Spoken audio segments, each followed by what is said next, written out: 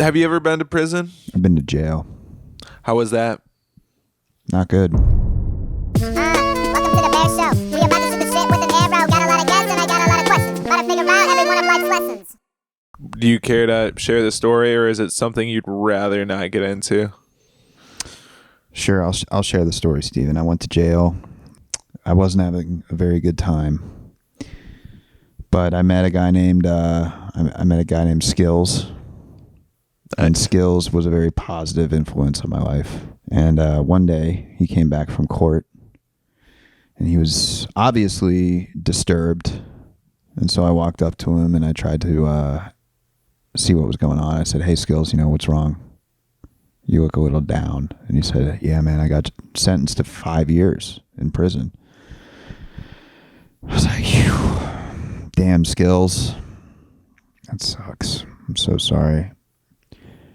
And then he shot up and he was like, "Nah, man, I ain't worried about Nathan." I was like, "What?" He's like, "Yeah, man, I'm about to go upstate. I'm about to put my time on the shelf and I'm about to go get tatty blasted that one way." I was like, "Damn, dude, I have no idea what you just said. I'm from Loveland, Ohio." That really influenced me to get a job. I got a job in jail. They gave me a mop. And I was like, "Man, when I get out of here, I'm going to start my own janitorial business. It's going to be over for you hoes." And then eventually the COs, my managers, the correctional officers, they called me into their office and they were like, "Hey, we noticed all the hard work you're putting in with the mop. We want to offer you an opportunity for more responsibility." Yeah. Let's go. I was like, "Let's go, man. A promotion." And so they told me that I was going to be doing the dead run. And I was like, "I don't know, what is that?"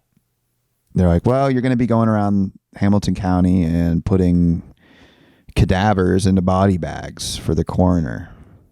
What's a cadaver? Well, when a human being no longer wants to be alive anymore, their soul leaves their body and they leave behind a shell of themselves. Sure. So I was going around Hamilton County putting bods into bags, picking up bods with the boys. Nice, dude. Nothing's changed. Me and Skills were going around Hamilton County picking up bods. And, well, actually, I should go back. Before I accepted the job, I had some hang-ups. I didn't know if this was the direction I wanted to go with my career. I was at a crossroads in my life. Was there another option at jail? Well, I really wanted to read the Hunger Games trilogy, and I wasn't going to have enough time if I accepted this job. So, yeah, those were my options. Do I want to find out what happens to Katniss Everdeen? Or, and here's the kicker, do I want to smoke cigarettes? Because that's what they told me I could do. Nice. And you said, "I volunteer as tribute." I said I volunteer, but at first I was like, you know what, I don't know. I'm going to have to run it by my team. It might not be a good fit. I'm used to dealing with very alive bodies. Right. This would be totally out of left field. Yeah, so I'm going to have to run it by my team. I'm going to have to get Skills on the line. So I ended up taking the job because they said, "You can smoke cigarettes." And I was like, "Where are the bodies? Where are the bodies? I'll dig them out of a grave. I don't give a shit." So the first day that we went out on the job, we get in the squad car and the officer goes into the center console and pulls out a pack of Basics. And it was like in a movie when there's like rays of light and like the chorus of angels behind. It was like that because I hadn't smoked in so long. And then he turned on his car and I shit you not, what song do you think was playing? Bodies by Drowning Pool. And it was at that moment that I realized God is real and that he's looking out for me. So then we went to the graveyard and we just started digging up corpses. All the racial stuff about jail is like true. So when I got there, they were like, "How long are you going to be here?" And I told them, they're like, "You're going to need like protection." How long was it? It was, I said like 2 to 3 months. That's what I thought it was going to be, but it wasn't. It ended up being only like 5 weeks. It wasn't that big of a deal. Dang. So they're like, you're going to need to stick with your boys. I'm like, okay. So when they're talking about your boys, they're talking about some Aryan Brotherhood. I don't know if that was their thing, but they were like, proud white boys type deal. And they were like, you're going to have to stick with us. And yeah, they didn't like me very much. Why not? I don't know. They didn't like me. They didn't think I was a good fit, a good culture fit. Yeah, they just decided they were going to go a different direction. So what are they into? What are they like? They were cooking all the time. They were making food. That's nice. They were making breaks all the time. What's breaks? You don't know what a break is? It's like it's a jailhouse special, man. You take ramen noodles and you mix the ramen noodles up with all sorts of stuff like chips and pickles. It's actually very tasty. Nice. There was this one guy, he was the most racist guy, and he made a very good break. Was that like a lot to reconcile? Yeah, was that a lot to reconcile? Like the fact that the way it worked was they eventually got tired. I think they were mad that I wasn't contributing to the breaks. They like expected me to like bring chips and stuff, but instead I was just really hungry and I just kept eating it all. Dang.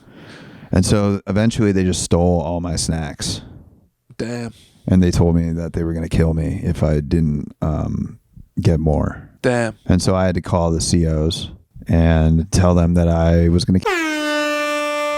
And then they put me in the psych unit. So that was a strategic move? Yeah. It's called checking in. And then I got to read the Hunger Games, so it all worked out. Oh, nice. Yeah. Then after that is when they gave me a job, yeah. The detail pod, which is where all the people who have jobs go, is like very chill. Nice. If you ever go to jail, get a job. Yeah. That's my one word of advice. Yeah. Because, yeah, they put you in that pod and everyone there is just trying to get by for the most part. That's cool. You'll have your outliers, but for the most part, they're like trying to make the best of their time in jail. Correct me if I'm wrong. You just transcended the Cincinnati market to Springboro. It's absolutely Ohio. correct. It's one of the best nights of my life. It really solidified the idea that I want to be a comedian. Really? Yeah, it was fun. First, I thought I was in a Chuck E. Cheese, and it was filled with adults that did not want to be there. And my job was to go in there and try to make them laugh.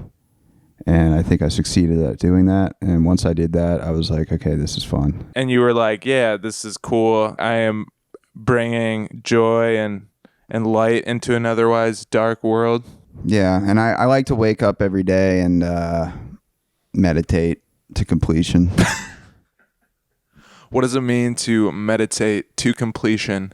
Oh, I set the timer, and the woman inside my phone lets me know when I'm done. She The comes over woman? there. Yeah, it's like the guided meditation. Oh, thing. okay. What does she say? She tells me to be aware of my breath. She says you have bad breath? Yeah. Dang. She's like, your breath is disgusting. Please Dang. brush your teeth. So the meditation, when you complete, do you feel like satisfied at the end? I do meditate to completion every morning. It is very important for my spiritual condition and mental health. And I'm just a big fan of guys like Eckhart Tolle. You know who Eckhart Tolle is? He's written a few books, huh? Yeah, I like his philosophy and approach to meditation. If you could synthesize it for the listener. Yeah, it's just like, stop paying attention to all your chaos going on inside your head and just kind of be the observer. Like there's a layer of yourself behind all your thoughts and feelings. And that's you. That's your true consciousness. That's who you are. You're not all of your thoughts and feelings. Yep. Yeah. Yeah, I was trying to think of a way to make that funny, but I don't think. Well, no, I think it was more just insightful and life-changing. Why do you choose love? Why do I choose love? I should really think about these questions. I think I am just a guy that if I don't do that, I will get like very angry and frustrated. Like I'm in recovery, right? And I had a problem with drugs and alcohol. And when I stopped doing that stuff, like I was still fucked up, right? I still have like a lot of self-destructive tendencies, and So I have to, actively choose to behave the opposite way. And the way that I do that is through like meditation and, working a program of recovery and stuff like that. Yeah. And I want the world to be a better place. I genuinely do want to leave a positive impact on people because I haven't always done that. Yeah. I was kind of a little bitch growing up. And last night. What did I do last night? Just being a punk ass bitch, dude. Humans are fallible, Steven. Not me. I like to go to Point Blank, the shooting range, and get the targets that have Obama and Hillary Clinton on them. Really? Okay.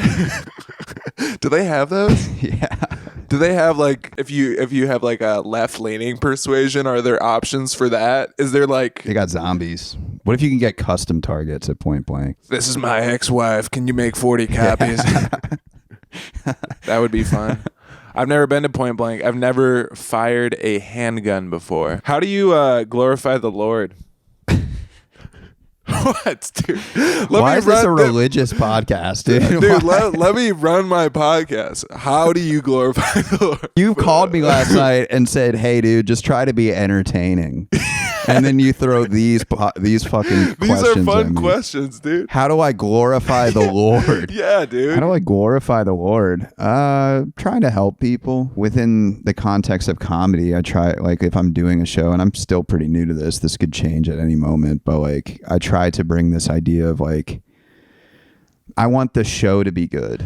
Yeah. I want to make people laugh. I'm not here to like elevate myself. I'm here to like make these people like stand-up comedy and not regret coming to the show. Like, I did an open mic one time and there was a guy talking and I started, screaming at him. And then afterwards I was like, yeah, that wasn't the way to handle that situation. Yeah. Yeah, I like to attack the audience as much as I can. How do you trick yourself into being an active participant in this pathetic charade we call life?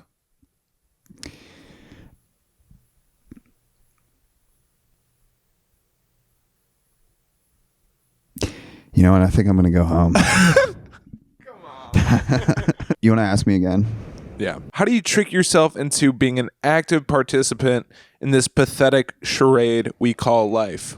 Well, it's like Nietzsche said, we're all just kind of walking between the Neanderthal and the Superman, and we're walking a tightrope. And then below us is the abyss. And so we have to keep walking forward because I don't want to fall into the abyss. I feel that. Do you embrace the... Was that a funny response? Was that funny? That was hilarious. All right, restart the podcast. Okay. All right, so the pathetic charade.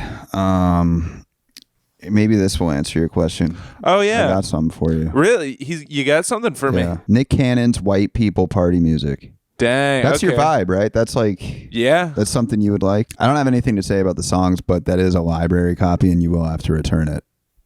I will have to return it? Yeah. Do I have to take it?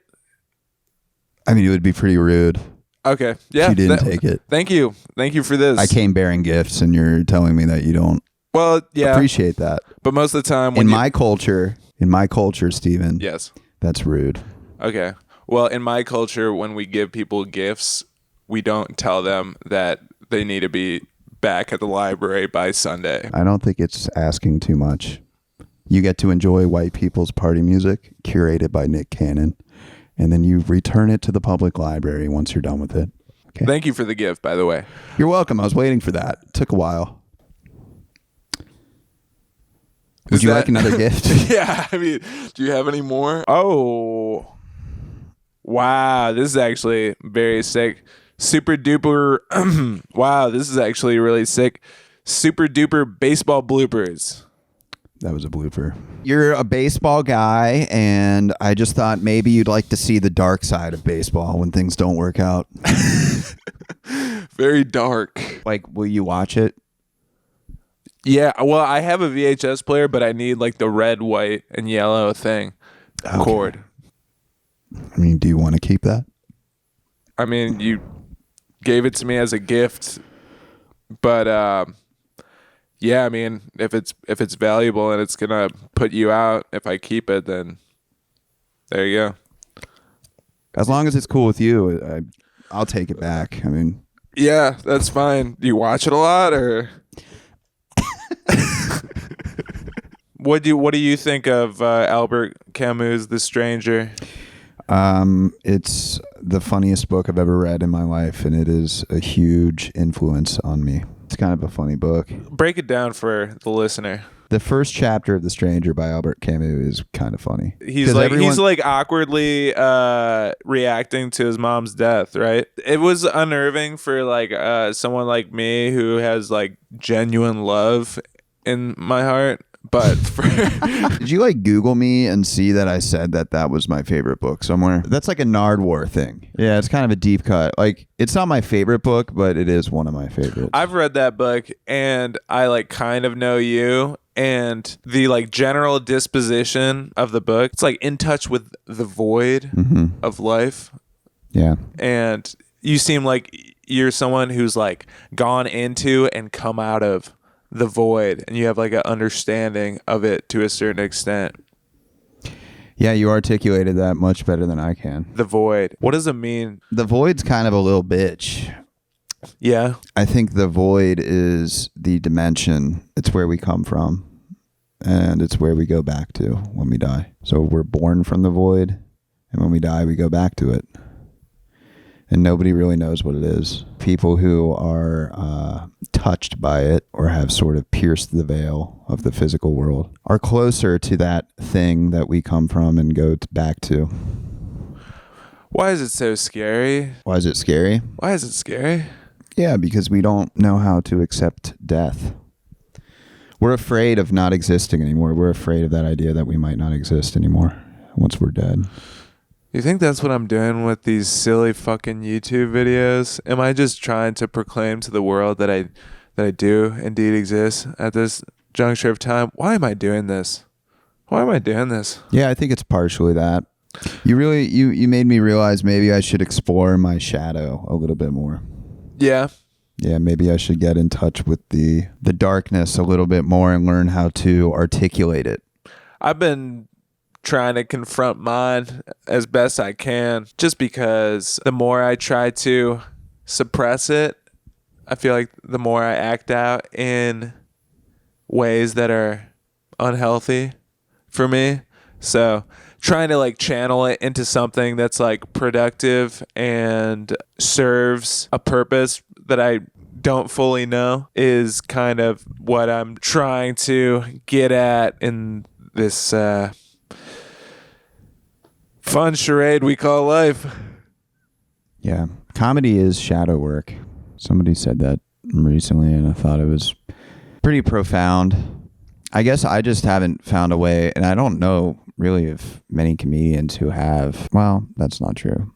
Do you know who Vander is? He's a recovering heroin addict, and he does a lot of material about that, and he does like musical comedy too. I was very impressed with his act. I thought that he did a really good job of bringing all of that stuff into light. Yeah. The experience of being a heroin addict in Ohio. Like, he did a perfect job. And going to prison, he went to prison for it and stuff. What were the circumstances that led to this this tenure in jail? Well, as I said, I had a drug and alcohol problem, so that was not good. It got really bad early on in my life. How old? Well, I was doing heroin by the time I was 19. Damn. Yeah. So it was pretty bad. It accelerated really quickly. How'd you get into that? Just hanging out with no good, rotten kids? Yeah. You thought they were cool? Yeah, like pretty much all of the like cliches were what happened. Like it was at a drug deal where I was buying weed, and someone was like, "You want to try that?" And I was like, "Yeah." But I think I was already predisposed to it. I think I have the gene or whatever biological makeup it is that like makes somebody an alcoholic or a drug addict. I was just like, I came out the womb and I'm like, yo, where the drugs at? You know what I mean? I came out the womb and I was like, yo, where the fucking drugs and bitches at, dog? And then I just started going crazy. Damn, that is honestly pretty sick. And how old were you when the the law enforcement had to get involved? 6. So at 19, I was doing the hard stuff that no one should do, unless of course you're cool as fuck. No, I had like the whitest rock bottom story ever. Like some people have cool rock bottom stories. I overdosed in the parking lot of a Kohl's department store. Were you about to get some pants or something? Yeah, dude, I had a pocket full of Kohl's cash. I was ready to get some Arizona brand jeans, some Airwalks, some Croft and Barrow flannels. Nice. And then you were just like, all right, but before I go in. Yeah, I had to get a little lit before I went in there and went on a Kohl's cash spending spree. Take all of this out, Steven. All right, I got you. Well, I mean, just take it out. Yeah, man. Sometimes I'll just be chilling watching super duper baseball bloopers, and I'll think to myself, man, God is good. Just be chilling with my boys, watching super duper baseball bloopers. Think to myself, man, if I didn't get clean and sobs, I'd be out there doing something else. But now I'm watching bloopers